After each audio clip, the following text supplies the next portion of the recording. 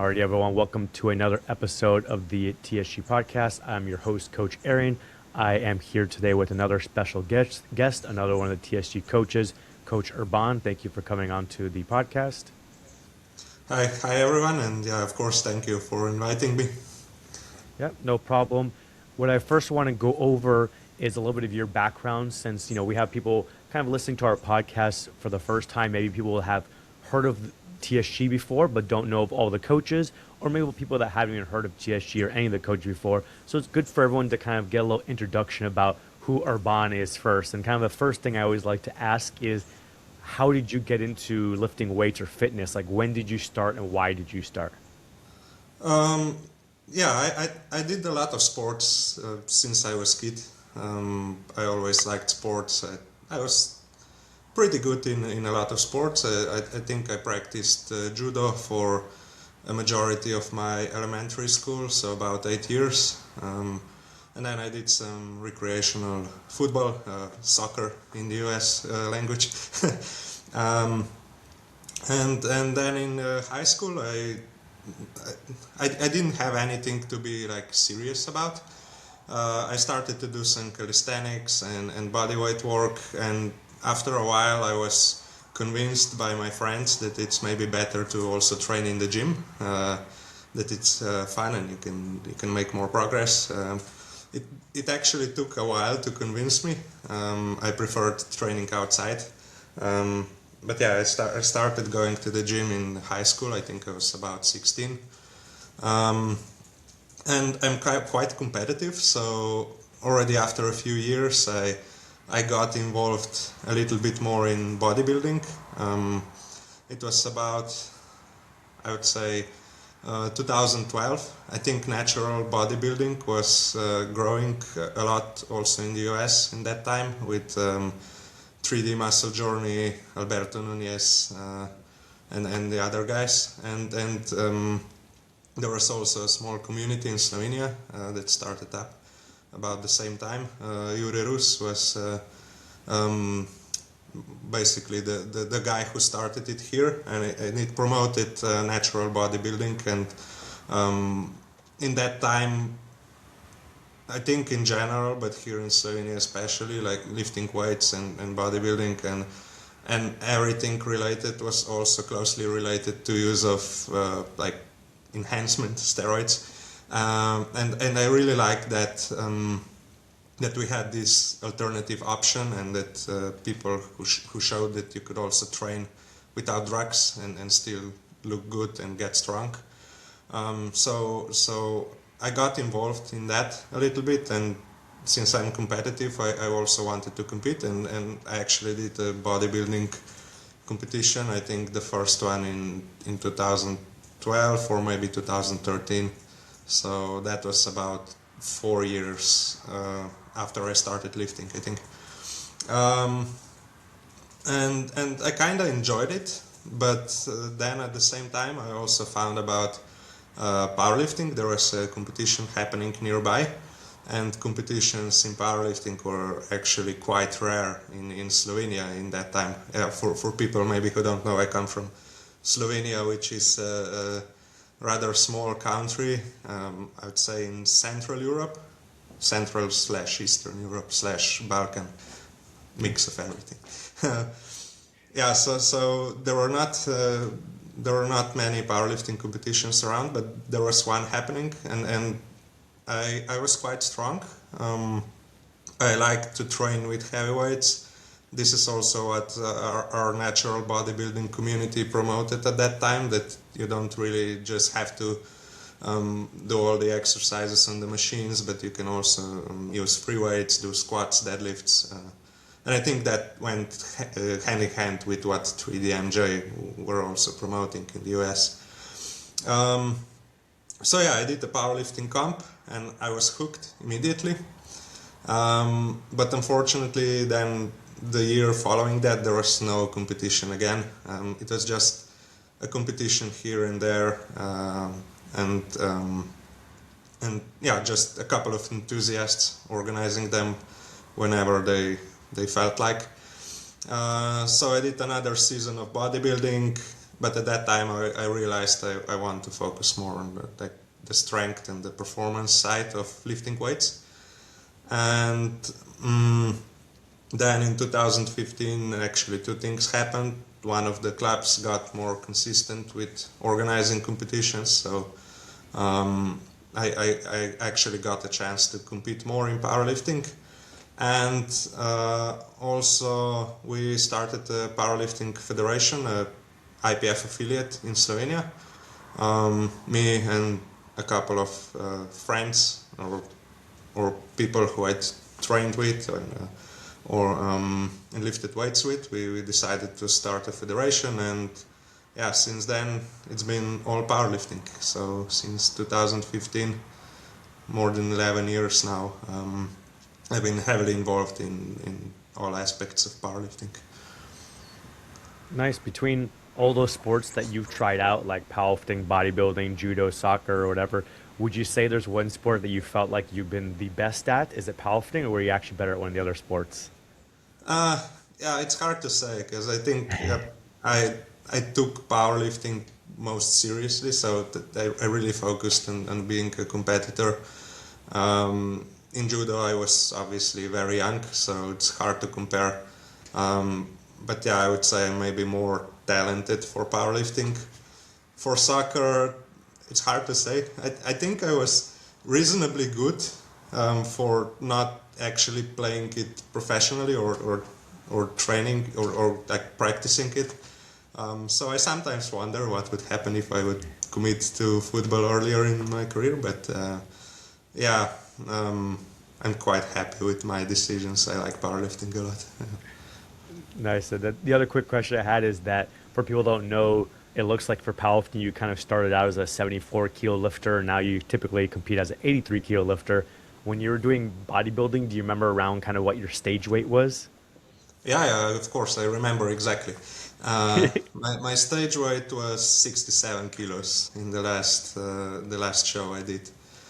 And so Nice. actually I did that show, and then I think I competed in powerlifting for the first time, or maybe that was not my last anyway, but the first time I competed in powerlifting was a month after a bodybuilding competition. So I had this bodybuilding competition when I was probably around 68, 67, and then I competed in powerlifting and I weighed in at around 70, I think, after breakfast. Yeah, and I did a powerlifting competition at 67.5 later in career, but it was with 24-hour weigh-in, so it's a little bit different. Yeah. Okay. So it sounds like, you were kind of one of the pioneers for powerlifting in Slovenia since you and some of your training partners kind of created the IPF affiliate, and we can go more deeper into the different organizational stuff you've done, but you've kind of built up the federation and gotten more involved since then. But how did you get into the coaching side of powerlifting? Was it because you were like, the person kind of getting everything started and you had no other choice, or is it something that you were always interested in doing? No, I wouldn't say I was actually interested in coaching from the beginning. I was definitely interested in structuring training. I programmed for myself at the beginning of my powerlifting career, basically because I didn't know any powerlifting coaches around. Yeah, so I was studying a lot about different training styles, about how training should look like. I've tried a lot of stuff on myself, good ones and also stupid things, of course. Uh, and yeah, I really like that structuring part, the data behind it. It kind of connected my enthusiasm for sports and enthusiasm for numbers. It's not for people who don't know, I'm a physicist by my profession. So I've always been good with numbers, and I liked maths and data and all that stuff. And I was really fascinated with that part of powerlifting, so that you could really structure and follow training in high detail in what you're doing. And yeah, then after I started to become more serious with powerlifting, and people saw that I knew some stuff, They started approaching me, asking for advice, and yeah, I started to help a friend. I prescribed him a training for free, of course, at the beginning, and then it gradually developed. Obviously, I had also quite a lot of exposure as a president of the federation, and I was at all the competitions and all the events, and I was one of the guys for powerlifting at the beginning, which helped a lot. And yeah, since then I started to like it, because again it's just what I was doing before for myself just scaled up, and then it's nice when you see people progress under your supervision and with your help, and then yeah, then I basically continued coaching since I think I started coaching my first client probably around 10 years ago, around 2016. Yeah. Yeah, yeah. It's similar to a lot of us, especially a lot of us that have been around for a while, like before the recent boom. Is that maybe now people kind of first compete in powerlifting, and then they decide that they want to coach, and they go into coaching and they announce their prices and they have their form online and they kind of just go. But for a lot of us that are like more old school, it's kind of like, oh, maybe we kind of program for ourselves first and kind of tested things out, then maybe program for like a friend or like a family member or someone in the gym like for free, kind of test things out on them, and then eventually maybe started charging for our time. So we were kind of like, being guinea pigs on ourselves and maybe some close friends. And once we felt more confident and kind of going into it, so that's kind of like the same thing for me. It's like did stuff for myself, did stuff with the university club, trying out different programs, maybe wrote some programs for some friends, and then I started advertising coaching online for free. And then kind of once I felt more confident in my skills, then started charging. And so that's kind of what I also recommend to people in general now. But I understand now maybe things are different and people can kind of go straight to kind of charging, and especially if you have more of the background, then you can kind of jump into it. So the topic we want to discuss today, the main topic, is kind of the pros and cons of being a full-time coach, whether it's like a powerlifting coach in person or online, versus just being a part-time coach, like having some other main job and then doing it on the side. So this is obviously relevant to what you've been saying, which is you have your doctorate in physics and you kind of do coaching part-time. First thing I kind of want maybe for me to understand and the listeners to understand is like, what does a typical week look like for you? How do you juggling your career with your coaching, with being president of a federation, with refereeing and all your other activities?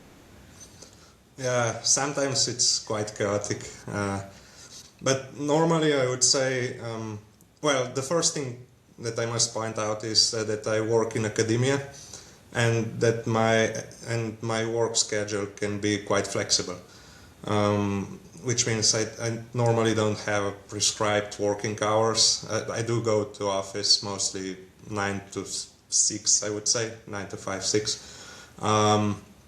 But I have a lot of flexibility about when I work, which obviously helps also with powerlifting coaching. What I normally do is I try to reply to emails or like to messages, do form checks the first thing in the morning. So if there's something going on, I do this when I arrive at work. I check my work emails, I check my coaching emails, do the replies and all that stuff. And then the same thing also in the evening. Normally when I come home from work or the gym, I normally check my messages again. When I write training blocks, I try to do this in the afternoons after work, or a lot of times it's weekends. Exceptionally also during the week in the morning, because I like to do these things when I'm fresh and just to clean it off the table as soon as possible and focus on work-related things later in the day. But yeah, I guess the main thing between, like, if you want to be a serious coach next to having a full-time career somewhere else, I would say there will be weekends that you will need to work. I work most of the weekends. Normally it's maybe an hour or 2 hours on Saturday or Sunday, but then on some of the weekends when I maybe have more time or not so much other stuff going on. I try to do more powerlifting related things, so maybe write more training blogs, review old blogs, whatever I need to do, or related. I need to do some federation stuff. So yeah, it depends a lot, because powerlifting coaching, I wouldn't say it's not the same schedule every week. Sometimes you have to write more training blocks, sometimes less. There are competitions coming, you have to do more work or reply to more messages, or people are more nervous or just need more input in their training. So it varies a little bit, but yeah, this is how I normally do it. And when it comes to you kind of balancing the profession and then the part-time coaching, do you try and hold yourself to like an average number of clients or to like a maximum number of clients that you know you can handle? Yeah, I've had this idea of having the maximum of 10 clients for a while now, but I'm normally above that and between 10 and 15, but this is kind of sweet spot, I would say. I'm quite lucky to have been working with all of these people for a longer period of time.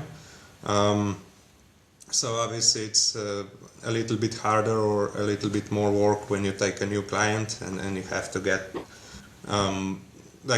to know each other, establish a system and all that. But since most of the clients I've been coaching for at least I would say a year now, and my roster doesn't change that often, that much. So yeah, I try to keep it in that range, but sometimes I would wish to have less clients, but then on the other hand, you always want to do as much as possible, but still keep the quality high. Yeah, so. Yeah, it makes sense. You always want to help people. So if TSG says like, "Hey, will you take on this client?" and you read their sign up form, you're like, "Oh, okay, this sounds like a cool person or someone maybe that I want to coach, whatever." And so yeah, you kind of want to say yes to that. But yeah, it kind of falls into the range I was thinking is somewhere around 10 to 15, because obviously it depends on the flexibility of the person's job and then the services they're providing as far as the coaching. Yeah, sometimes it can be more challenging onboarding clients, but then once they've been around a long time, then obviously you understand them better.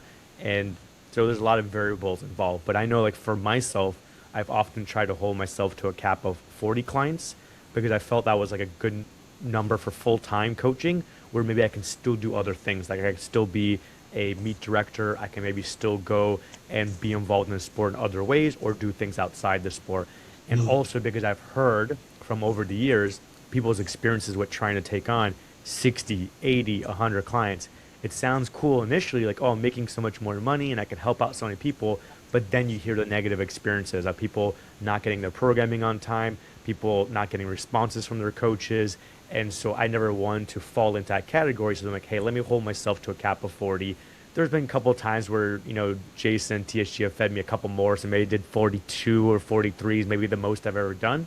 But that's kind of what I've held myself to. And I know from some of the other coaches on our team, like sometimes Jason has taken on more, like 50 or 55, and he was able to do it. Obviously, now that he does a lot more of the business side of things, he's kind of pulled back on his number of clients. So I'm like, hey, if you want to be full time, maybe 40 to 55 works, depending on what kind of services you're providing. So if you want to do part time, then yeah, maybe holding yourself to 10 to 15, or if your job is very flexible, maybe 15 to 20 on the max. But yeah, if you can hold yourself to, like you said, ideally 10 and feel like you're getting good enough money out of it and you're working with good clients, everything like that, it seems like a good way to balance things out.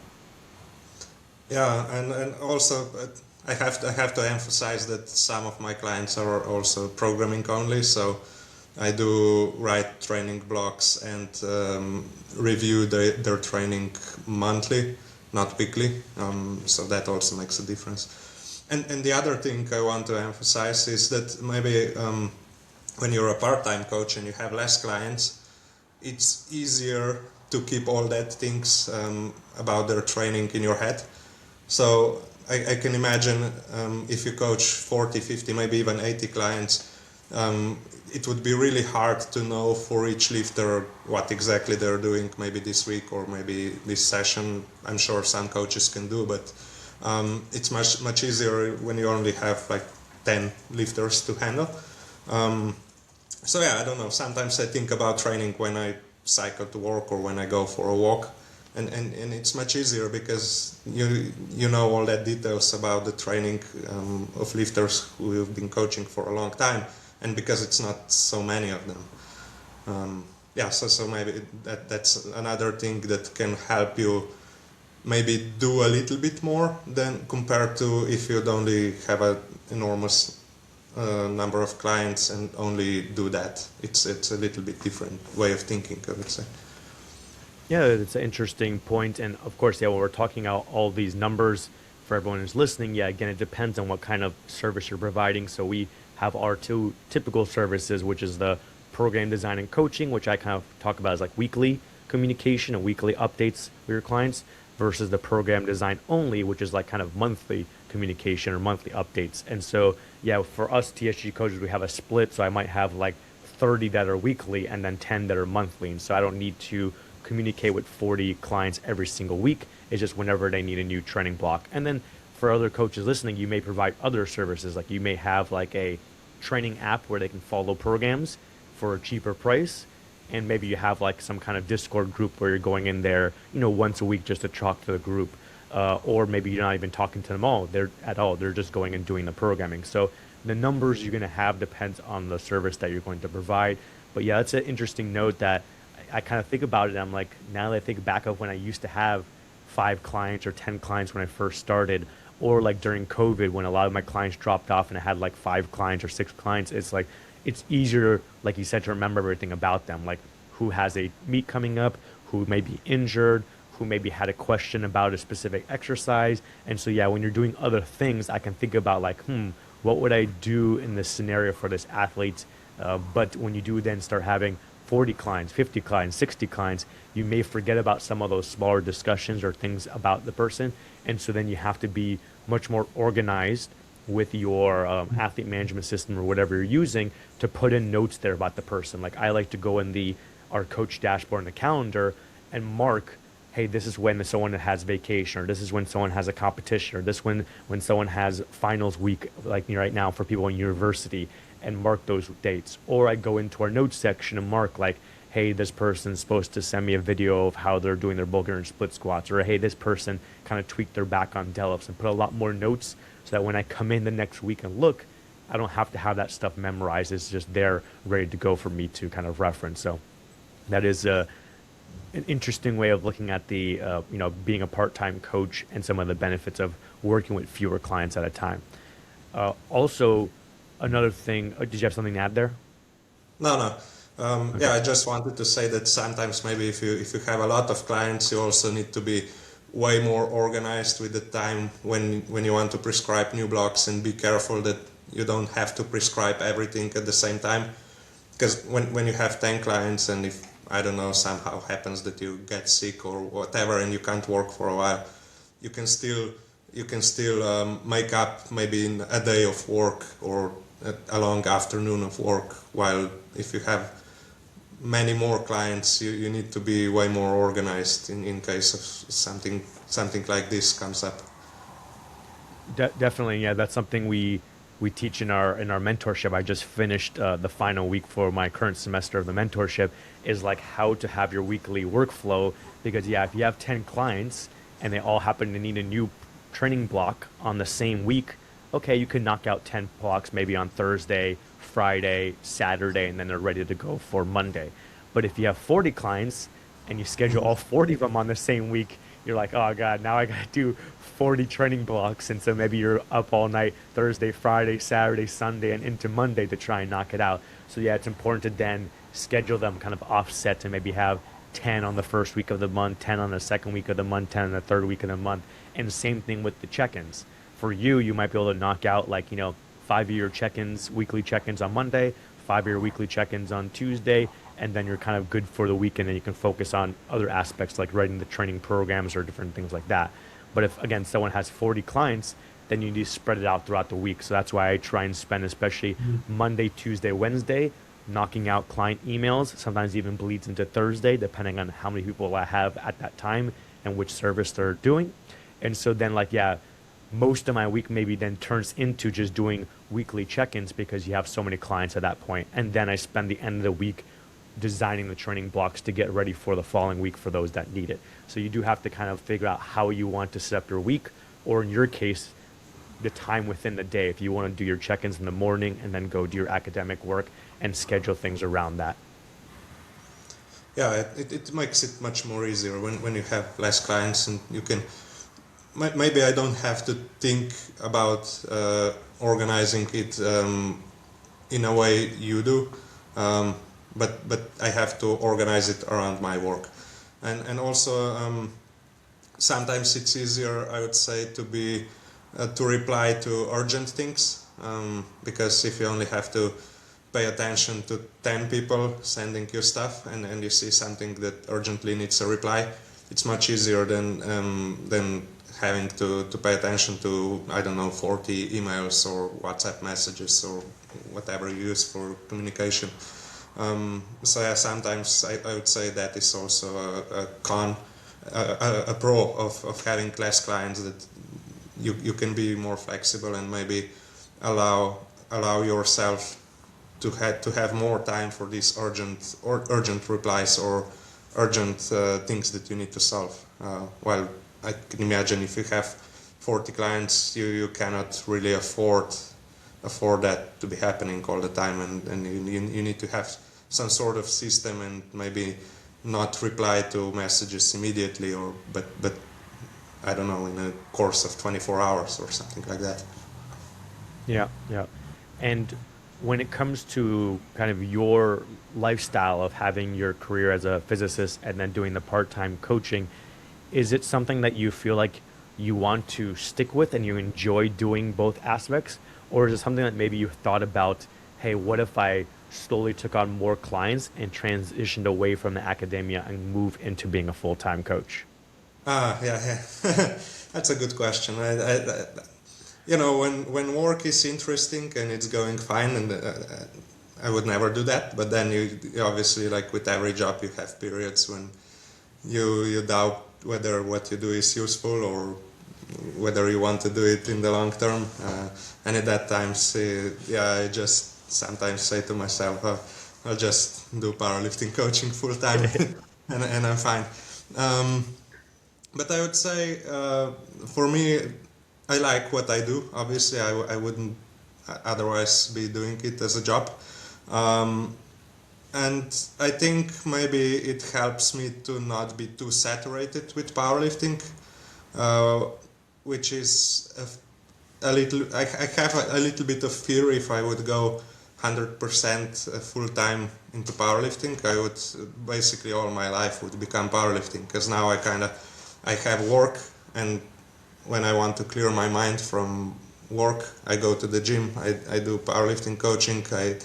I do stuff for the federation, and because it's a different thing, it's maybe I don't see it as a work, but more as a hobby or as something as I do on the side, and basically rest from the work, and vice versa. When I don't know, sometimes I'm busy with having a lot of work in powerlifting, in either coaching or federation, and then I'm kind of, when I go to do work for my job, it's kind of good for my mentality, because I keep my mind off powerlifting. And if I wouldn't have that, I think there's a possibility that I would get like too saturated with powerlifting. I wanted to say something else, but I forgot now. No, no worries. Yeah, I'm not sure. I wanted to add something else related, but I'm definitely, I had times when I was thinking about it, but for now I can still handle doing both. Maybe I want. Sometimes I also think whether I would actually become a better coach if I would do it full time, or maybe at least part-time in terms of that I would have a part-time job and be a part-time coach, because then you can coach more people, you get more experience, you can become a better coach, and sometimes I think about that, but then I'm not sure. On the other hand, basically my free time now is powerlifting, and I can think about powerlifting when I'm not at work. And then if powerlifting becomes work, then maybe I need something else to think about when I'm not thinking about powerlifting. and I don't know, you end up in the same spot, Yeah. maybe. Yeah. It's hard to say. For your academic year, do you typically work during the summers as well, or do you get those off? Yeah. Most of my work is research related. So for the past 2 years, when I was also abroad in UK, I wasn't teaching at all. Before I did some teaching, and yeah, obviously you do teaching during the academic year, and then during the summer you don't. But my job is like I work normally as in any other job because it's research based. Mm, maybe one special thing about being in academia, or special, quote unquote special. During summer we go to a lot of conferences, so there's maybe a little bit of traveling during that period, and yeah, again you have to plan work for powerlifting around that, and also training. But yeah, that's I guess people in other fields can have the same problems. It's not specific to work in academia. Yeah. Yeah. But that makes sense that it happens a lot to athletes where they like make their whole life about powerlifting, and they have to be careful when they make their whole life about powerlifting, that sometimes then it leads to maybe burnout or different things like that because they just like put all their time, effort, energy, and who they are as a person into powerlifting. And so sometimes that can maybe happen to people with their career as well. It's like someone is really into powerlifting and wants to be a powerlifting coach, and so they just go 100% dedicated to being a coach and also doing other things like we do, like running competitions, being a referee, maybe being part of different you know committees and everything like that, and you just make your whole life about powerlifting. Like your work is powerlifting, and then you go to the gym and you train, and then you travel around to competitions and you're coaching, and like your off time is you're just like learning more about powerlifting or having conversations with other people, and so then it can sometimes lead to a burnout. Whereas you kind of have things split. So sometimes you can focus on your work stuff, and sometimes you can focus on your lifting stuff. And then So, another, Arian, go ahead. how do you handle it? Do you have like a hobby outside of powerlifting? Or? I mean, for a while I didn't. I just went all in, and part of that can be personality too. Is like maybe some people can handle it more than others. So I feel like I could handle it for quite a while. But also, actually, I was talking yesterday with my mentorship group how it had a negative effect on me, which is like for me when I really wanted to go into all out into my work, like in 2015 to like 2019, I really tried to push on just focusing on coaching, and obviously it helped my business.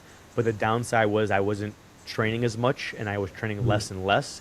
I was getting more and more overweight, and because I was sitting more and walking less, I was doing maybe 2,000 steps a day or 3,000 steps a day. My lower back started hurting. So actually, the most like unhealthy I've been and the most pain I've ever been was when I wasn't lifting weights. When I was lifting heavy and everyone's like, oh, squats are bad for your knees or deadlifts are bad for your back. I never had any issues, never injured anything, never had any kind of knee tendonitis, nothing. So I felt great when I was training regularly up to 2015. And then 2015 to 2019, it was just like degrading. And obviously, then that affects other areas. So then, because I'm overweight, maybe I don't sleep as well and I snore more. And then your health markers go down, everything like that. And so, again, even for someone like me, I felt like it had some negatives. And I had to then find ways to take a step back and say no to things, especially as like I became better as a coach and I had more results and I had more demand. Then I can say more, no to more things. I can like, oh, I don't need to do this project. I can just focus on my other things here. Or even things that involve with organization. People are like, oh, run for this, run for that, do this, do that. Like, nah, I don't need to run for this. No, I don't need to run this competition. I can take a break here. I don't need to be a national team coach, whatever. And so I think saying no to things helps you then focus on what's the most important to you and prioritizing that. And also then giving you still the time to do other things, to be able to work on your nutrition, work on your weight, work on those kind of things. And then I would say more recently, I got into a hobby the last few years is actually one of my friends that we used to be part of the powerlifting team in university when we got into it. She moved down to Miami and she works at the University of Miami. And so she's like, hey, I'm here in Miami. We should hang out and meet up. And she's like, hey, there's this salsa dancing club at University of Miami that I've been doing, and the first class is free. So come meet up with me and we'll go eat afterwards and everything like that. I was like, okay, I've never danced in my life or whatever, but I'll go try out this free class with her. And then she's like, after I did the free class, she's like, well, now you have to keep coming. So now for like the last 2 or 3 years, I've been doing salsa dancing classes and going out and dancing with people as kind of my hobby outside of powerlifting. Yeah, and I think it's also very important that you actually go outside and meet people, that you're not just as an online coach. I imagine if you do your work from home, you can easily get into like just sticking with yourself, staying at home all the time. I don't know, at least me, I go to the office, I meet my coworkers, I talk with them. It's a little bit different than just being at home and speaking with people online, or maybe not even like speaking with them live. And that I'm pretty sure that can have negative effects on people. I think I can handle more than a normal person because I'm quite introvert. I imagine you're the same. But even then you need some interaction, and I guess if you're more extrovert person, that would be so much more important to go out and still meet people, or have hobbies when you can connect with others. Yeah, yeah, agreed. Yeah, I tend to see myself as like an introvert and a little bit shy first when I first meet someone. Once I'm like friends with someone, then hey, I open up more. So a lot of my friends are like, "Wait, you're an introvert? Like you're always talking and stuff like that." But they don't remember or realize that like, hey, like if I go out and do stuff, like if I'm going to the grocery store or whatever, I don't want to talk to anyone. I just want to like do my thing because that's the type of person that I am. So yeah, this kind of job works a little bit for me. But yeah, I do notice that some days I'll go like the entire day without talking to a human because the whole time you're just typing out emails, you're typing out text messages, you're watching videos, whatever. Even if you do like a Loom recording, you're kind of like talking to yourself, or maybe that you don't even do a recording. And so you're not physically talking face to face or human, or sometimes I may go hours from the morning until the afternoon without even saying a single word because I'm just kind of typing Yeah. and I'm obviously not talking to myself. So it's a very interesting job. And again, yeah, if you go all in on the online coaching, it is something to be mindful of, like you said, to maybe have a hobby outside or find ways to kind of make it hybrid where maybe you coach some people in person and some people online. Or even if you coach everyone online, find some competitions to go to, some local competitions, some national competitions to go to, so that you do get to meet your clients, do get to talk with other people and interact and kind of get some of those benefits.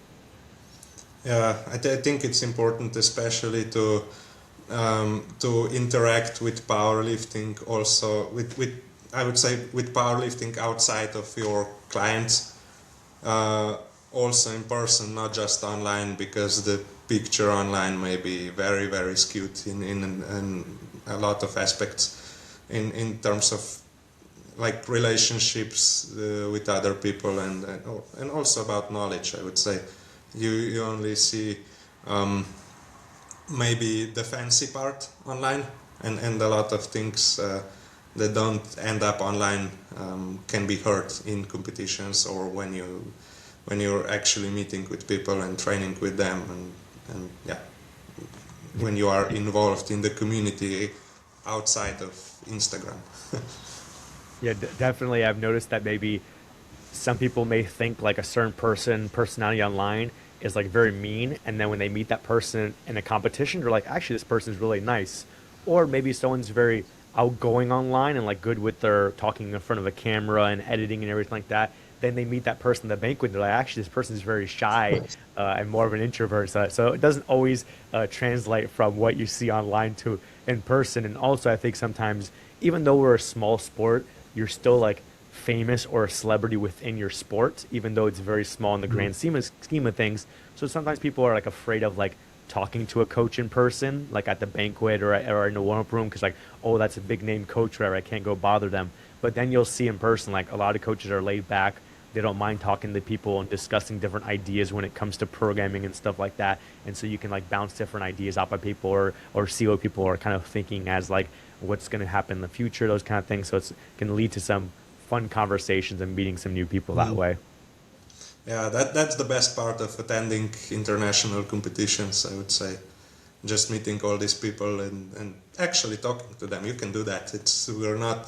We're not as big of a sport that it would be impossible to approach maybe even the best or the most well-known coach or an athlete and talk with them for a little bit. So yeah, it's, I think it's Definitely. an important part of improving your skills and knowledge about powerlifting and just just getting a wider look. I would say, I don't know if that's an expression in English, but getting to know things better and more around powerlifting. Yeah. Definitely agree. It brings up like another point. Like you're matching exactly a point I said in my mentorship yesterday, because it was the final class, and like one of the last things I was telling people is like how you can learn more. And obviously, one point is to practice. So I obviously actually practice programming for real life clients and practice like building out meet strategies and handling in actual competitions. But then the other point I mentioned is to, yes, go and have conversations with knowledgeable coaches. If you could only do it online to start, hey, start off online, go into the comment section and discuss things with other coaches based on whatever post is going on about whatever topic that's being discussed. And then also in person, go and meet with the coaches, talk with them in the warm-up room, at weigh-ins, at the banquet, whenever they're available. Obviously, don't go bother them while they're like warming someone up. But when there's these downtimes, whatever, again, you can meet the coaches and have conversations with them and, find ways to connect and build out your network, but also learn different ideas that are out there, and kind of like you said, build a wider net of ideas and tools that you can use when it comes to your coaching. Yeah, I agree 100%. I think that's how I learned a lot, because I had the opportunity to attend international competitions basically since I started lifting and coaching since 2016. I was good enough as an athlete to go, and then obviously as a team coach as well. And yeah, just to be involved in the community, it helps so much because you even just by observing, I think you can learn a lot at the high level competitions, let alone speaking with people and asking about, I don't know, their opinion or just how they do things. But even just observing is sometimes enough. Like observing in the warm up room how some lifters behave, how coaches approach things. Some of them may be very chaotic and and it reflects on the platform. Some of them may be very organized, and again it reflects on the platform. And you can learn a lot from that and transfer it to lower levels, to your lifters, yeah, to yourself even eventually. So yeah, something I've definitely noticed as well is just like you said, even if you're observing different things, like seeing if you, for example, I always tell if the coaches, hey, try and show up for weigh-ins for your athletes, unless you're like coaching in the previous session. Obviously, the weigh-ins may overlap and you can't come for the afternoon weigh-ins. But if you can come for the weigh-ins, you should be there and guide your athlete through everything. So I show up before the weigh-ins start, guide the athlete through the check-ins, rack heights, equipment check, all that kind of stuff. But then you'll notice some coaches aren't there, and some coaches may not even be there when it's time to warm up. Maybe towards the end of warm-ups when it's time for openers, then that coach shows up. So that's like something you can notice is like, if you're an up and coming coach, do you want to try and be that kind of coach that shows up when it's time for opening attempts? Or do you want to be that coach that's there for your athlete throughout the entire process? Or another thing, for example, it's funny, you see it all the time, is that the coaches in the coaches box, they look at the referee lights for a squat, and you see the red lights with the red card, and the coach is like looking like confused, like, what are you calling it for? And in my mind, as a referee and someone who reads the rule book, I'm like, well, the red card in squat can only be one thing. So if you don't know that one thing as a coach, then what kind of coach are you? So that's an interesting thing to notice sometimes as well. Yeah, we had an interesting discussion about the role of coach, or when the midday coach needs to be present. we now at the federation level we started organizing basically like round table meetings with coaches, with powerlifting coaches in Slovenia. It's something we can do because we are such a small country, and we discussed something that I noticed as a coach during the European Championship this year, that I was able to handle a lifter much better when I was with them from the beginning. So for context, I was a head coach of Slovenian Federation, and in some sessions we had multiple lifters, and we were discussing whether we want to have a head coach going out with every single lifter, or do you want to have a designated coach for each lifter? So the head coach wouldn't be out there with the lifter, with every lifter. And it's so much better to have a designated lifter or a designated coach, and the coach to be with the lifter all the time. Because even already going in the weigh-in, I think you can see the mood of the lifter. Then during the warm-ups, you can see how they move. You can maybe notice some things. You can see how they behave. You can see whether they're in a good mood or whether they are frustrated or whether they're I don't know, they don't feel good. And I think all of this can play a role when you have to decide about that third attempt and what to put on the bar. So yeah, I think it's super important to be there, to be present, and to also focus on your work, to not like maybe you go to an international competition for the first time and there's a famous lifter warming up next to you and you look at them more than your own lifter. It's not gonna end up well. So that yeah, you have to be focused and you have to be present for your lifter. I think that's how you learn and that's how you make good decisions. Yeah, I think that's a good point as well that you're bringing up, especially like if it's your client, the less that you know your client and the less you work with your client. And then when you're like a national team coach, the less that you know the athletes on the team, the more important it is to start building that relationship as early as possible. So maybe meeting up with them like the day before the competition, or maybe like, before the day they're competing, maybe an hour or something before, you sit down with them, maybe review kind of their game plan, review what their weight's at, you walk through the venue, you kind of show them where things are, and then like we said, we're going through weigh-ins with them, through equipment check with them, everything like that. So you're starting to build that relationship. You're starting to discuss different things, like maybe they'll bring up to you like a little tweak they had in training. Maybe they bring up to you that their weight cut was a little bit hard. Maybe they bring up to you they're a little bit nervous or something like that. And so you're starting to pick up these things and starting to build a relationship with them where they feel more comfortable with you, they're going to feel more trusting of you. Then if they're like never seeing the head coach and they're just warming up in the back with someone else, you as the head coach didn't see any of their warm-ups to see how they move, how fast or how slow, how close their depth is, where then they get sent to this other person they've kind of like never met before really, and then this person's supposed to pick all their attempts for them. It can be a little harder of a relationship. It can be a little harder for the athlete to kind of buy into something like that.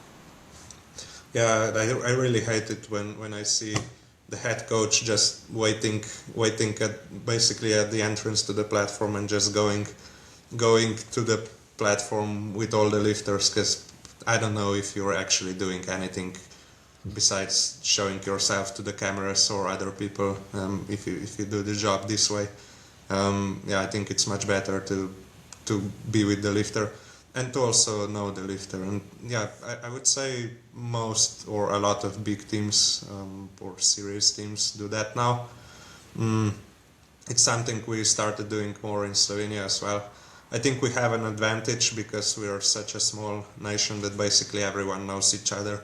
So even if we don't have a group session or if we don't meet a lifter the day before competition, it's basically the coach is going to be somebody you know anyway, or the lifter is somebody you know anyway.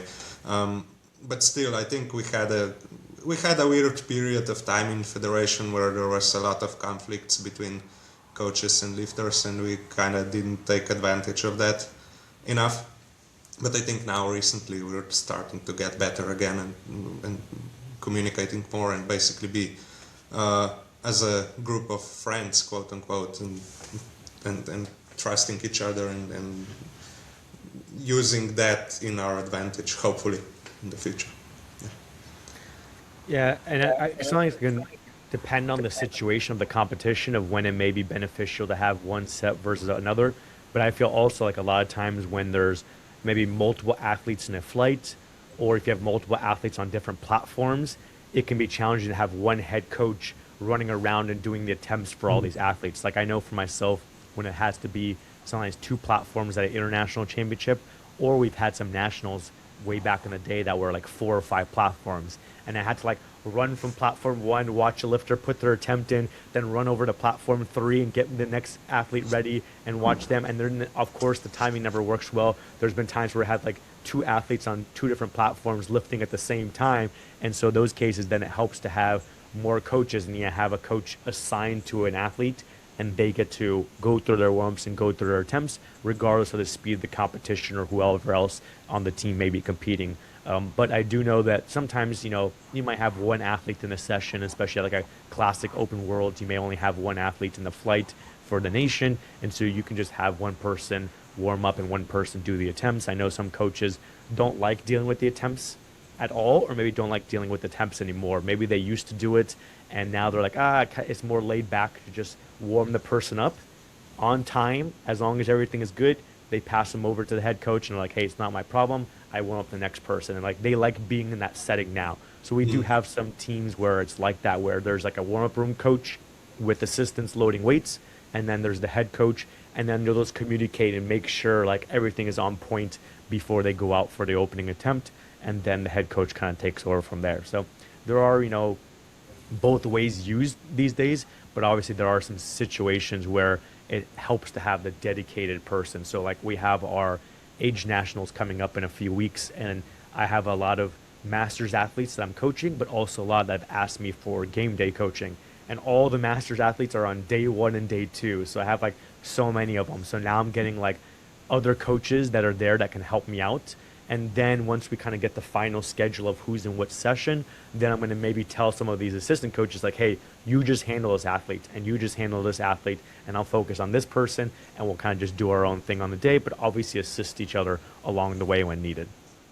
Yeah, obviously there are situations that you need the head coach to be at some other place, but I think it's in any case it's beneficial to look at the warm-ups if possible, or at least maybe for a head coach to supervise what's happening, and then have designated people for different tasks, like you mentioned, for warm-ups or for just going out on the platform, and then there's a person supervising that. Yeah. It's an interesting aspect of coaching that we a lot of times don't see, and a lot of times probably also don't emphasize enough, I would say. Yeah. And hopping back over to a kind of our original topic of the full-time versus part-time coach, I wanted to hear your thoughts as well from the perspective of the athlete. So if like someone's listening to this podcast and they're thinking about picking a coach, what do you think are some of the pros for an athlete to pick a coach that's like a part-time coach and kind of doing, like you said, maybe 10 to 15 clients on the side from their full-time job? Yeah, a good question. I would say hopefully the athletes don't notice too much difference. But the pros of having a coach who is not a full-time coach, probably he can be more focused on you because he has less clients. Like I said before, you can think more about their training, or maybe keep more things in your head. The second thing, probably because the coach doesn't have that many lifters, it will be easier for them to attend your competitions, or maybe it will mean more to the coach to go to a competition with the lifter, just because they don't have that many opportunities. Third thing, I would say, if somebody is not a full-time coach, they probably don't do it primarily for money.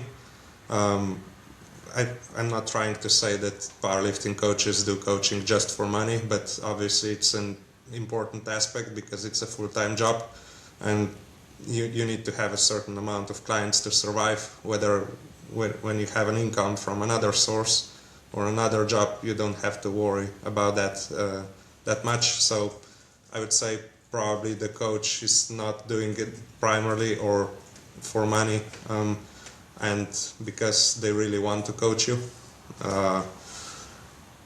I don't know if I can think of anything else. Maybe yeah, the fourth thing is something that I already mentioned before, is maybe they can be easier available during, I don't know, during the heavy sessions or something like that.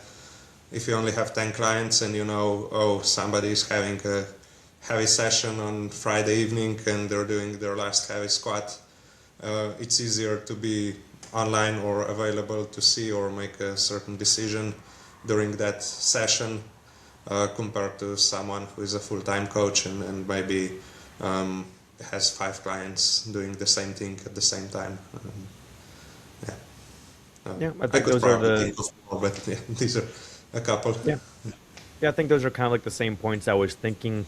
And like your main point is like, ideally for most aspects, as an athlete, you don't necessarily want a difference between a part-time and full-time coach. You kind of want to get the same service, but there may be some aspects where you, in certain situations, where you can get a positive from having the part-time coach. Like you said, maybe you're getting more attention because the coach is only focusing on 10 clients versus 40 clients. Even if they have less time, that less time still is divvied out between 10 athletes. Maybe you're getting more time for the amount of time that coach has available. So maybe they're taking 15 hours per week and putting it into 10 clients versus taking 40 hours per week and putting it into 40 clients. And so maybe you're getting a little bit more attention. And like you said, maybe the coach will remember more things about you because there's fewer clients to kind of worry about. The other thing you mentioned too is that, yeah, it goes both ways. Ideally, we don't want to do a job only for money, but yes, you do need to do a job to make money in this world. And so powerlifting coaches are obviously working full time to make a full time salary and make it a living for them. Part time, you may be able to make kind of your salary from your main career, and then the part time salary maybe just like an extra bonus. And so sometimes a part time coach may actually even charge less. And so you may get the benefit of getting the same service for a lower price because that coach maybe doesn't care as much about charging the maximum amount. They're like, hey, everyone else is charging whatever, $200 US or whatever. I'll charge, 175 or 150 or 125. So it's still somewhat worth my time, but I don't need to charge the full price because I'm getting more enjoyment out of it on the side. And so you might get that benefit. Like you said as well, the traveling, for me, I've been to a lot of international competitions in different aspects, including coaching my own clients. And the first world championship I went to, I paid for all the expenses out of my own pocket because, hey, it's my first world championships. 2 of our university students made the team for worlds. I want to kind of go with them and experience it. Whereas now I run it more of a business. Like, hey, I have one person competing or 2 people competing at Classic Worlds this year. Is it really worth it for me to spend the money to go there? Or do I want to put it on those athletes to pay my expenses and make it harder for them? So then in that case, I may not go and someone else handles my client, like Jason's handling one of my clients at the World Championship. But if you are doing it again part-time, you have fewer clients, maybe it is more valuable to you to like go to that competition for that athlete. Like, hey, sure, I'll spend the money to go to the World Championship or go to the National Championship to maybe they have a good experience because you have more of a relationship with each athlete. You have maybe more money to put into it because, again, you have your full-time job covering your expenses. So I think maybe you could get some of those benefits. Obviously, you could get some negatives to it as well. So I think that's something for athletes to kind of understand too, is that if the coach isn't balancing it correctly, then maybe you get less attention because the coach is maybe focusing on their main job.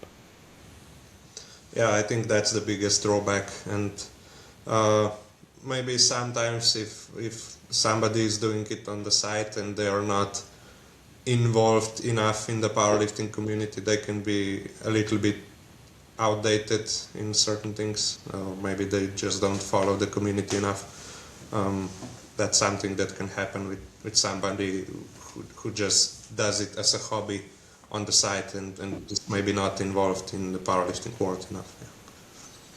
Yeah, I think, yeah, that could be another downside that I've noticed too is that, again, because we're like so heavily involved, even though you're part-time, you're so heavily involved in the organizational side and as a referee, is that we are like on top of all the latest updates to the rule book, on top of like qualifications to make our national team, on top of other things like that, like maybe equipment versus, yeah, someone who maybe has been around a long time in powerlifting or just strength training. I know sometimes, yeah, maybe they have their full-time job. Maybe they coach a few clients in person at a gym just on the side for fun, or maybe a couple people online for fun, but then they're not aware of like how their athlete can qualify for nationals worlds, or they're not aware of like, any rule changes or who to contact for certain questions, stuff like that. So then sometimes the athlete doesn't know what to do. They don't have the right guidance and they're kind of being felt like maybe they're being a little let down because they have this like part-time coach that only has like one foot in powerlifting. And then that sometimes they end up coming to like someone who's a full-time coach. Sometimes they come to me and like, oh yeah, I had this coach at this gym and they didn't know, what the IPF approved equipment is, or they don't know how I can qualify for nationals or break this record. And so then I can guide them and say, hey, you need to do this local competition, qualify for nationals. We need a place here at nationals to qualify for international competition, and plan everything out for them because I have more of that information. Yeah, even full-time coaches sometimes forget about these things. They forget it's part of the job. I have experience with coaches like that. Yeah, it happens. Yeah, yeah, it can happen for full-time coaches too for varying reasons. Sometimes coaches have athletes in all different federations, especially here in the US. There's so many different federations. So sometimes maybe they're more knowledgeable in one federation and not as knowledgeable in the other federation. So sometimes for myself, I have to go and like online on the website and look up these other federations like USPA and let me see how do they qualify for nationals, or could they break a world record at a national championship or something like that, since the rules are different than the IPF. But yeah, I think also some coaches maybe don't know if it's because that's the service they provide, or maybe they're just not doing their full service. It's like they're just providing the programming and nothing else, no kind of guidance. And whereas me, I'm trying to give guidance like, hey, if you need a new belt, I recommend these belts that are IPF approved or whatever. Or hey, if you want to get to an international competition, here's the path you need to take in the US. Here's the dates of the competitions and everything like that. Oh, by the way, there's this IPF rule. You can't be involved in other federations. And so I'm guiding them through every little thing, which sounds like you do as well. But yeah, there are some coaches out there who don't do that. Yeah, and lifters normally don't pay attention to these things, especially if you have somebody who's more at the beginning of the career or not as involved in powerlifting in general, which for lifter, I don't think it's a bad thing for a lifter to not be super involved in powerlifting and just focus on their training.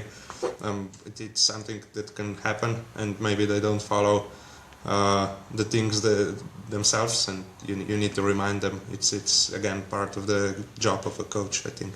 So yeah, it's important whether you're part-time or full-time. It's important to know not just the competition rules, but also the rules of the federation, how to qualify for certain events, like the rules about anti-doping. We've seen a lot of controversial stuff lately. It's also part of the coach's job to pay attention to these things. I'm not saying it's their fault if a lifter makes a mistake, but it's something to remind your lifter about if it's necessary. And yeah, the equipment, and there's a lot of small things that you need to make sure that are in line for the lifter to be able to perform at the top level, I'd say. Yeah, agreed. And so it kind of goes for both scenarios again, is like when a athlete's looking for a coach, is they should be doing their research. A lot of times I've had some people that fill out our sign up form and I ask them like, hey, do you have any questions? Do you want to hop on a call, discuss anything, whatever? They're like, nah, I'm good to go. Or you may hear like examples of people just like picking a coach and then realizing that they weren't getting what they want out of it. Whereas like I always try and push people, and you're getting a little bit more of that these days, of like, hey, maybe interview more than one coach, ask them different questions. What do your services include? Can you help me with figuring out how to break this record? Can you help me with figuring out how to get to a world championship? Are you going to provide a meet day strategy? Are you going to show up to my competitions? Different things like that. How many clients do you have? How can we communicate? And trying to get more information, whether they're part-time or full-time, to figure out whether they're a good fit for you as a coach, what kind of services you're going to get, where you may have to then go and get someone else if you need a nutrition coach or whatever else like that, before you make the decision to actually sign up for the coach and put your time and money and invest it into that idea. Yeah, I think I agree 100%. I think lifters are sometimes even uh, not picky enough when they're selecting their coach, and just kind of select the person who they meet first or who know about, and don't really do research. And I probably did the same thing when I was a junior lifter, but I think it's something we should remind the lifters about more. Do your research, talk with different people, ask about the reviews, um, find out about the coach, what he actually does, how is he involved in the community, is he just involved on Instagram, for example, and all these things. It's not just about the training style, and it's not just about the best clients that are showcased all the time. It's also about a lot of these background small things that really need to be in order if you want to reach your full potential, I would say, and not make stupid mistakes in crucial moments, which can happen if the coach is not prepared for them. Yeah. Yeah, agreed. I feel like maybe when it comes to other things, like if people are buying different items for their house or whatever, like this microphone or this laptop, or you're buying a toothbrush or whatever, people go and like read reviews and go and see maybe like on YouTube if someone broke down all the positives and negatives or what's the best toothbrush out there, this thing or that thing, and they put a lot of time into making that decision, even if it's a small amount. Like, oh, you're just buying, $100 shoes or $50 shoes, and you're spending hours researching it. But then when it comes to picking a powerlifting coach, where you may be spending thousands of dollars, they could maybe get you injured or hold you back from your goals in your hobby. Then you're kind of just picking like, oh, this person has a lot of followers on Instagram, or this person coaches this person to world championships, and only pick them without actually going and doing the research. And I understand it can be a little bit more challenging because we don't have a website to review all coaches and get like positive reviews and negative reviews, like if you're going to go look for a restaurant. But you can still maybe talk with that coach or reach out to the clients of that coach and get more information. So I still remember I have like a few clients over the years that like when they first interview me, I'm like, oh, they actually asked a lot of questions, or they actually asked like some more in-depth questions and asked me like, hey, how many clients do you currently have? How many can you take? Can you pull up programming of a client similar to mine so I can see what it looks like? How would you, work with me through the situation of this bench plateau I'm dealing with? So they actually went like in depth on a call and asked me some tough questions. And those are the ones I remember, where other people are just kind of like, oh no, I know online coaching. We're good to go. Let's get started. Yeah, the weirdest things to me are that somebody selects a coach because they know who they are, quote unquote, because I don't know, the coach liked their video or commented their video or something. And the second things I really don't like to hear is that this training style suits me, or I want to train in this way, which I think it can work to an extent, but obviously the coach, if they're a good coach, they will tailor the training style towards your needs, and you don't really you don't select a coach based on how their other clients are training, because okay, maybe there will be some similarities, but the training program should in the end be tailored to you. Maybe you do enjoy doing more volume sets than more heavy sets, or vice versa, and some coaches do that more in general than the others. But in any case, a good coach will know how to adjust training towards your needs, or towards what you like doing, essentially.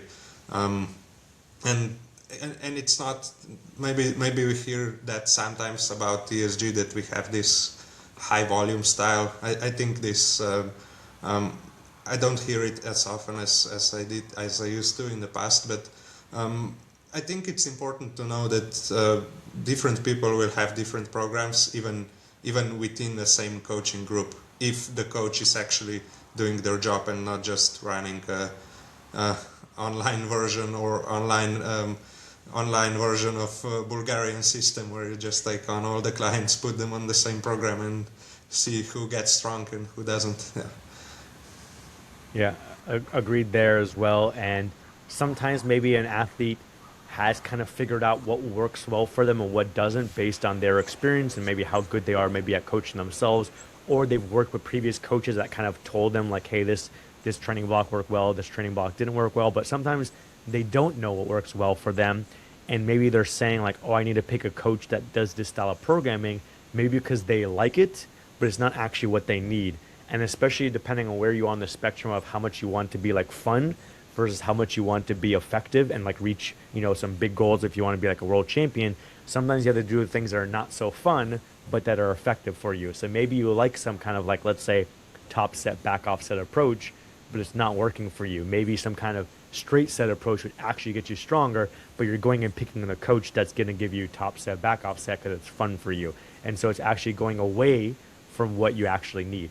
Now, if it's going to be more of a hobby and you want to do training that's fun for you, and maybe you're still, as long as you're making a little bit of progress, you're hitting some personal records at local competitions, cool. Maybe you can then talk to the coach to design the program in a way that's going to be more fun for you and interesting on a weekly basis, that kind of stuff. But the more you have like bigger and bigger goals, it's like, okay, we have to do what's most effective for you right now. And sometimes it's the things you don't like doing. And sometimes my clients hate doing some of the protocols I give them. Sometimes they hate the Bulgarian split squats I give them. Sometimes they hate the rehab work that Emily and Dom give them, but that's what they need in order to achieve the goals that they're telling us. These are the goals I want to hit. Yeah, and sometimes you have to do things that don't look fancy. You won't have content to post for a block or two, maybe, just because you won't be hitting massive PRs every week. But yeah, that's how coaching works. Sometimes you need to just do things that are not fancy. Sometimes you need to even train maybe lighter or with higher volumes or with more resistance work for a longer period of time without lifting heavy. And it may be boring and it may be not fancy on social media, but again, if we go back to saturation with powerlifting, sometimes you need that periods to just keep your mind off of heavy sets or off powerlifting and do some other stuff. And yeah, just do the work and get stronger.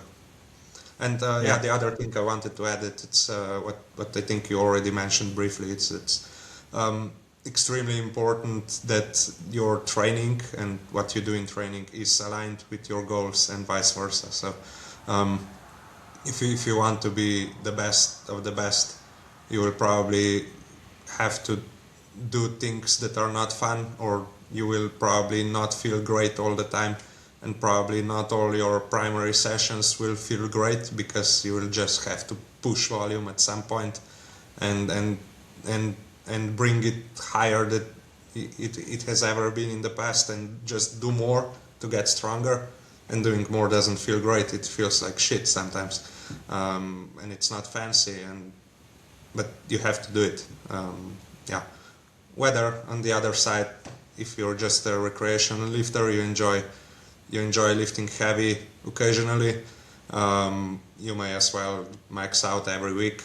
It's gonna be fine. Maybe you progress a little bit, but it's something you like to do, and it's enough at that point. Yeah, but you have to know. You have to make sure that your training is aligned with your goals. That's super important. Yeah. As we come to kind of the end of this podcast, for people listening, I always try and keep it around an hour or so they're not like, listening to us blab for too long. And I always say I don't want to take up too much of your time, Urban. If people like this episode, obviously, as always, drop a comment and let us know if you want Coach Urban back on, what topic you want him to discuss next time. We can always bring him back and have a new discussion. And obviously, you leave us a 5-star review as well while you're there commenting. But the last couple of one-off questions I want to ask you is, one, do you have like a favorite competition that you've been to, or even a favorite location for a competition that you had like a lot of fun at? This is so hard. I always really enjoy lifting at Slovenian National Championship. It's super hard for me because I've been a president since 2015. I've been organizing also most of the Slovenian National Championships in that time, and to organize and to compete in the same competition, it's really hard. But then it's also so much more rewarding when you do great, when you do a good meet on such platform that you know that you put so much effort not only in your training but also bringing the federation to the point, or competition to the point, that you can now lift at a really cool stage with other great lifters around. That always feels special to me. In terms of international competitions, I would say World Games were something that would stand out. So last year I had the opportunity to attend World Games in China with Joe Jordan. Thankfully, like USVI national team or USVI federation allowed me to do so, and I'm super grateful to have this opportunity, because that competition was next level in terms of organization of not the competition itself, but all the things around competition. It made us feel professional, even as the coaches, let alone the athletes. But it felt like we are part of something bigger, and it felt like, I guess, it felt like a real sport. Whether when you go to a world championship, there's still a lot of things that you need to do by yourself. You still need to arrange transport and food and all that stuff. But there at World Games, everything was taken care of. There was hundreds and thousands of volunteers helping with everything you needed, and it just felt different. And in terms of other internationals, world championships, I don't know. I enjoyed every single one I attended. I don't really mind that much about the location, because in the end you're there for powerlifting, and I just enjoy being at the venue, watch lifting, talk with people, and then so yeah, it doesn't really matter where it is. It's super fun. Super fun to go there. Like, lifting is more and more exciting every year. Battles are tighter and tighter, and yeah, you meet people, you watch some good lifting, and it's great.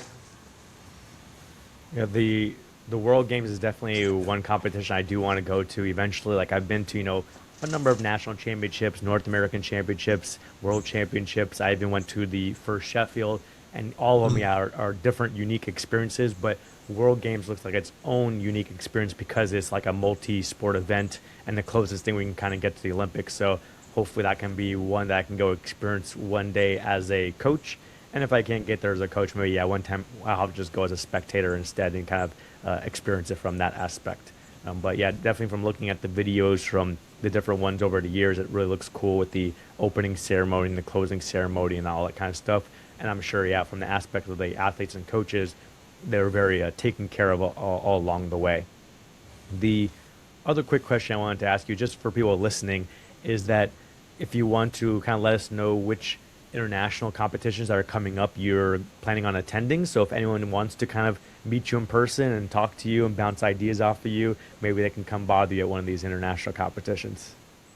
Uh, yeah, I'm going to Lithuania to Classic Worlds. I'm actually gonna compete there, which I'm quite proud of. It's gonna be my first international competition since I think 5 years ago. So that's pretty cool. I'm not gonna win or medal or anything, but I'm looking forward to live there, and I will also be attending as a coach, and will probably stay there for the whole week more or less.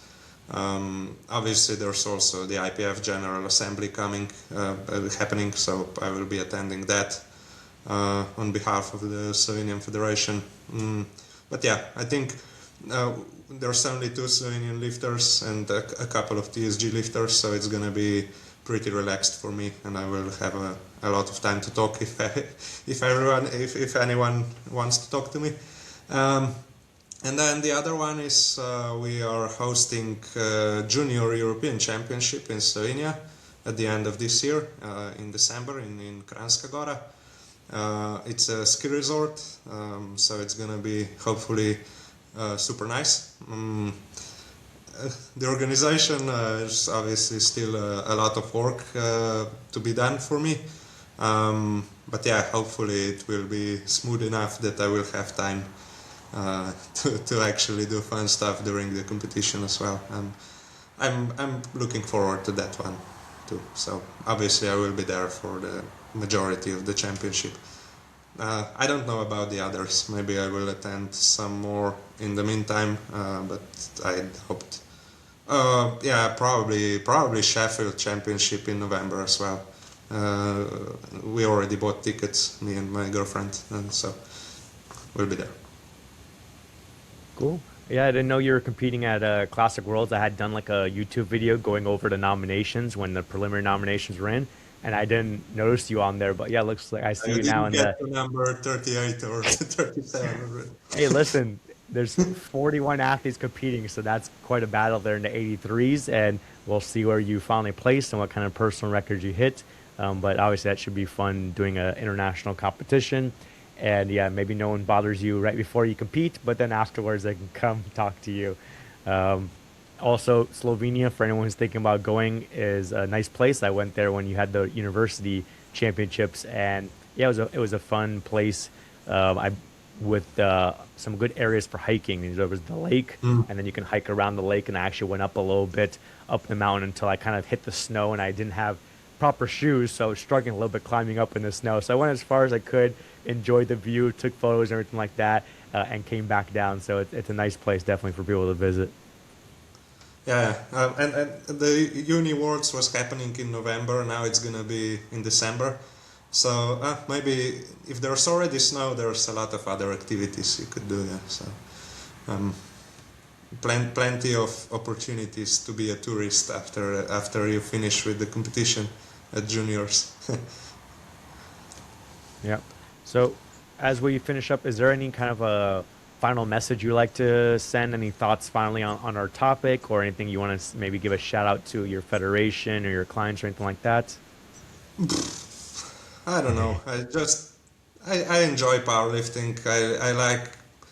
I like to lift weights. I like to coach other people. They like my lifters motivate me as well. I think I coach out of those 14 lifters, there are two or three who hold a PhD. I think there are four fathers now, and they all still find time to train hard and to progress. So yeah, that's really motivating to see. It's not just about the top level lifters. Powerlifting is happening at all different levels, and all of them are exciting, I would say.